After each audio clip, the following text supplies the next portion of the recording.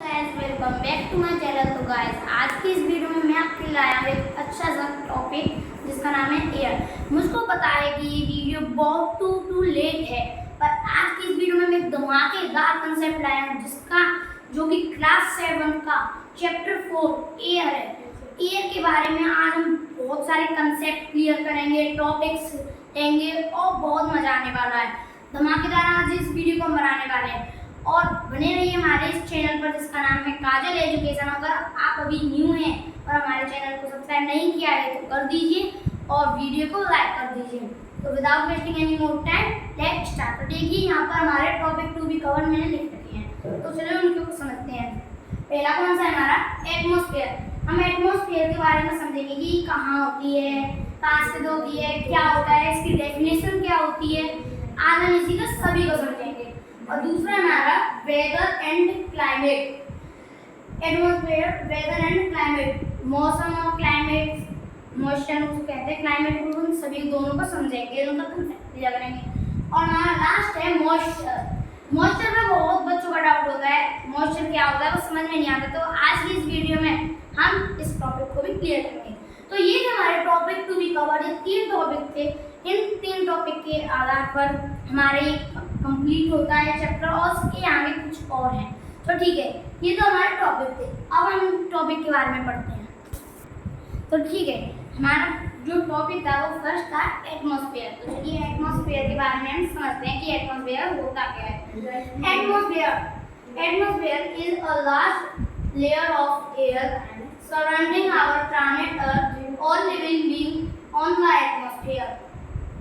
जो हमारी एटमॉस्फेयर होती है वह एक एयर, जैसे कि हमारी ये एयर है पूरे सराउंडिंग में, ये हमारी जैसे कि एयर है, ये हमारी लेयर है, ये एयर है। तो इसकी ये वाली लेयर है, ये वाली हमारी क्या है? एटमॉस्फेयर। बहुत सारे लेयर होते हैं, इसमें से एक हमारी क्या है?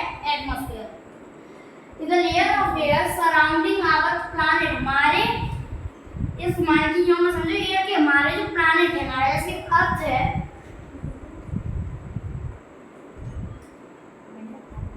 ये हमारी अर्थ है, समझो सपोज में हमारी अर्थ है, तो इसकी चारों तरफ जो एक लेयर है वो हमारी एटमॉस्फेयर। कई तरह की लेयर हो सकती है, इसमें से एक है atmosphere. All living being on the atmosphere.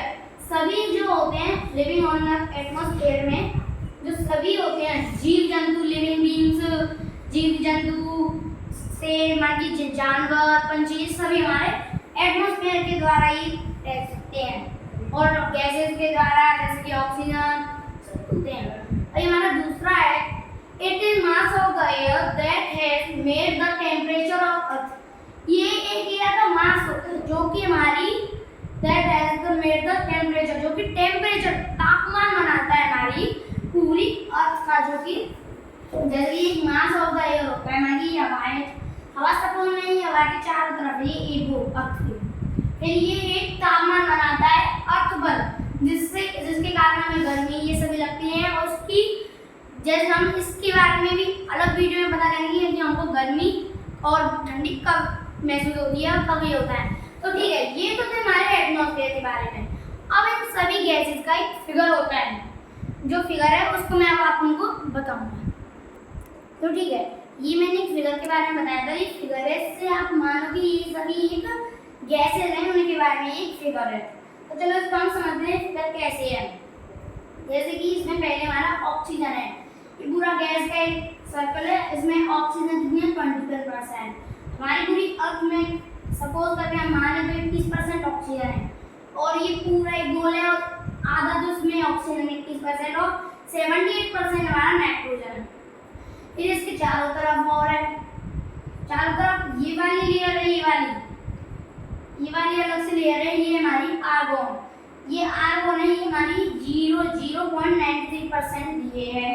And हमारी कार्बन डाइऑक्साइड, माने कि कार्बन डाइऑक्साइड ये हमारी 0.03 है। और ये आर्गन, ये आपको ये वाली चारों तरफ दिख रही है, ये हमारी आर्गन, ये है हमारी 0.93%। और कार्बन डाइऑक्साइड है वो 0.03%, ये वाली है।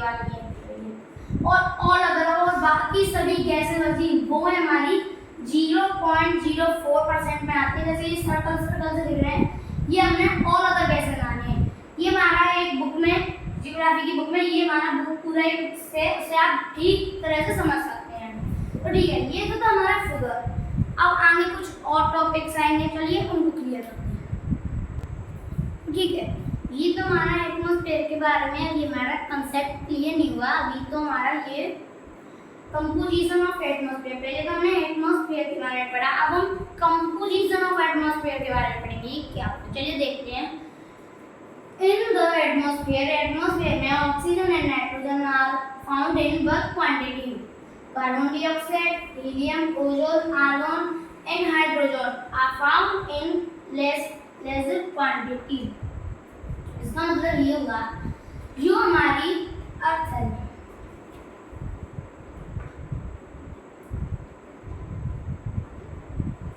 अर्थ में हमारी ये एटमॉस्फेयर क्या है, यहाँ पर है।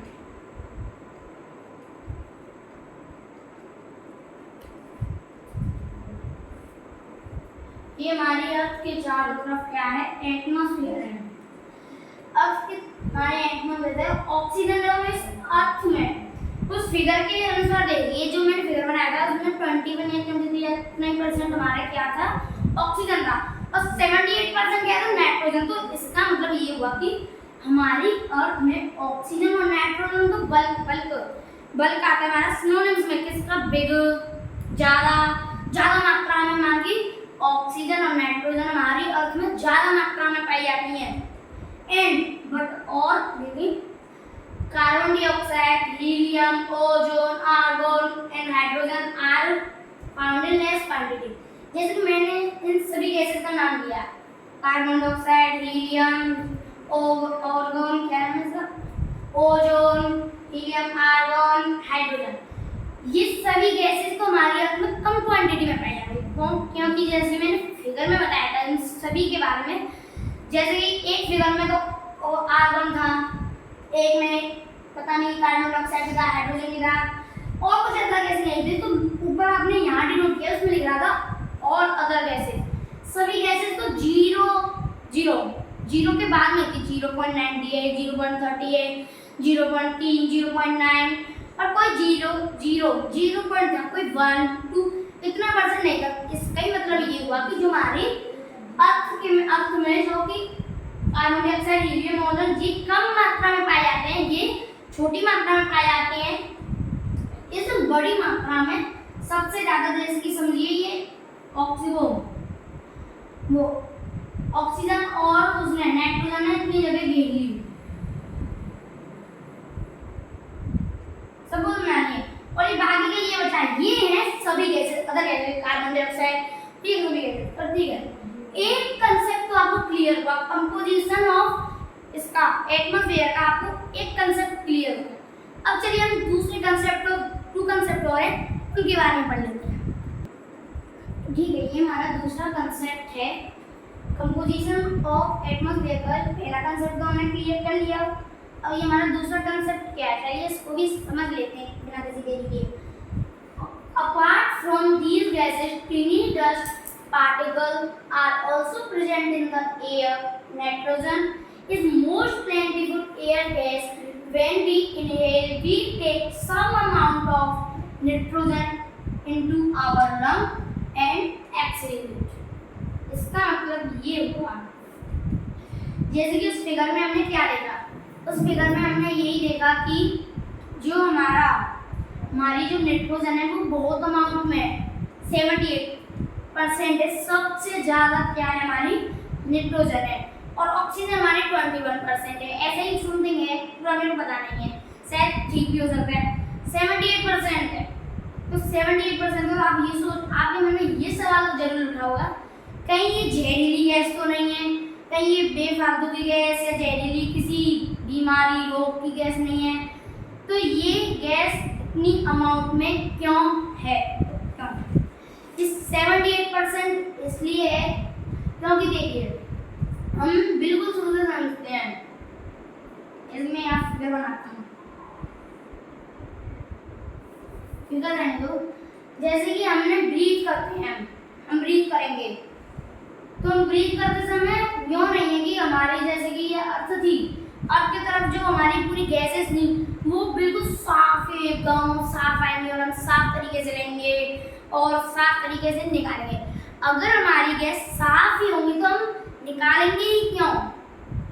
इसका मतलब ये हुआ कि कुछ डस्ट के पार्टिकल्स, कुछ धूल उड़ती रहती है उसके पार्टिकल मिल जाते हैं और हमारी नाइट्रोजन गैस मिल जाती है उसमें, उसको और कुछ ऑक्सीजन, तो उसको हम ले लेते हैं। ऑक्सीजन तो हमारी मेन पॉइंट होती है इसमें, तो ऑक्सीजन तो हमारी हमारे को लाभ होता है, इससे बेनिफिट होता है। और जो हमारी डस्ट पार्टिकल्स ले जाते हैं एयर में, और nitrogen is most plentiful air gas when we, जो इसका मतलब है नाइट्रोजन है वो सबसे ज्यादा प्लेंटिफुल गैस है। माना कि अगर आप कोई भी गैस ले लो वो मिलेगी जरूर उस गैस में। जैसे कि आप मैंने हीलियम गैस की मैंने ऐसे भी लिया, आप समझो, तो उसमें हमारी जो नाइट्रोजन गैस है वो जरूर मिक्स होगी किसी भी गैस में, जो कि इसका मतलब हुआ कि वो प्लेंटिफुल गैस है। And air gas when we inhale, जब हम सांस लेते हैं, इनहेल माने सांस लेना, इनहेल करेंगे, we take some amount of nitrogen, हम कुछ नाइट्रोजन भी लेंगे। अब मैंने बहुत तो कुछ ऑक्सीजन और कुछ चॉक पाउडर पड़ रहा है उससे हमने कुछ वो ले लिए और कुछ हमने ऑक्सीजन ली। Into amount of nitrogen into our lungs, हमारे लंग्स में जाएगी, लंग्स एंड एक्सहेल और इट हमारे लंग्स में जाएगी और एक्सहेल होकर जो नाइट्रोजन गैस है वो भी निकल जाएगी और जो हमारी डस्ट पार्टिकल्स हैं वो भी निकल जाएंगे और ऑक्सीजन हो जाएगा और ऑक्सीजन में थोड़ी भी कुछ डस्ट पार्टिकल होंगे वो सभी निकल जाएंगे। इस पूरे कंसेप्ट का मतलब ये था। अब हमारा लास्ट टॉपिक बचा है कंपोजिशन ऑफ एटमॉस्फेयर में। चलो तो उसको भी क्लियर कर लेते हैं। तो ठीक है, चलिए अब हमारा लास्ट टॉपिक बचा है कंपोजिशन ऑफ एटमॉस्फेयर में। तो चलिए हम उसको भी क्लियर कर लेते हैं। Nitrogen is the essential for plant to survive directly from air. Bacteria that live in the soil root absorb it and change for its use. इसका मतलब ये हुआ, जैसे कि इसी का मतलब ये नहीं हुआ कि जो हम नाइट्रोजन गैस थोड़े बहुत पार्टिकल उसके ले लेते हैं, एब्जॉर्ब कर लेते हैं, वो हमारे किसी खतरनाक या किसी रोग बीमारी में यूज नहीं आते, वो आते हैं और निकल जाते हैं। लेकिन प्लांट में अगर वो नाइट्रोजन गैस जो कार्बन डाइऑक्साइड लेते हैं, मैं क्या कहता, किसी भी गैस को ले लो तो वो उसमें मिक्स होके उसमें जाएगा ही। तो प्लांट कार्बन डाइऑक्साइड लेते हैं और ऑक्सीजन छोड़ते हैं। इसी के अनुसार जो कार्बन डाइऑक्साइड गैस लेते हैं दैट विच ये नाइट्रोजन को भी ले लेते हैं और इसका हमारी तरह नहीं है कि ले लें और निकाल लें। ये इसका क्या करेंगे, एसेंशियल और अपने उपयोग में लेंगे। एसेंशियल फॉर प्लांट जो उसके लिए हानिकारक नहीं होगा, डायरेक्टली फ्रॉम एयर, वो एयर के साथ डस्ट पार्टिकल सभी के साथ ले लेते हैं।